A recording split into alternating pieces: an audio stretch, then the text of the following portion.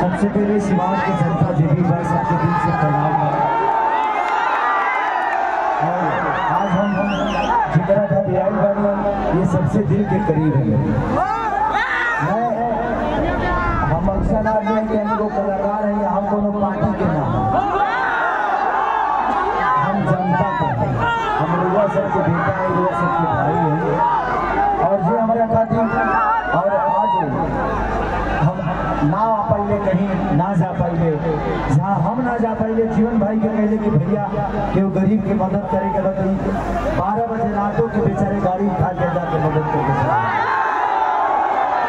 तो जिंदगी में हमेशा उस आदमी का आप लोग को साथ देना चाहिए जो 24 घंटे आपके लिए हमेशा तत्पर रहे, आपके विश्वास में रहे, आपके आशीर्वाद में रहे।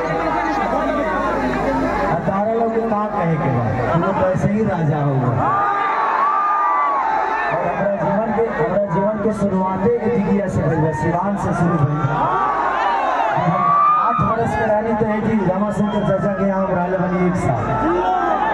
तो बचपन से सिवान के बहुत बड़ा योगदान बा और वही योगदान के फिर पूरा करे खातिर वो लोग के खेसरिया के स्टार बना दे, वो एक जीवन भाई के स्टार बना दे। देखिए नेता तो बहुत है, बहुत वादा भी करी है, सब कुछ होला, लेकिन जब वो बीच के केहू जाई या वो के बीच में जाई तो काल फिर वो लेके खड़ा हो। तो अपना बेटा के अपना परिवार के आशीर्वाद दे तो आज ना तो काल रुआ काम में जरूर है।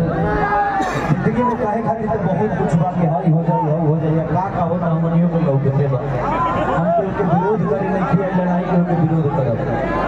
सभी जाना था कि हम न्यूट्रल आदमी हैं, हमरा खाली जनता से मतलब रहेला, जेकरा से प्रेम रहेला ओकरा लगे हम जाएंगे।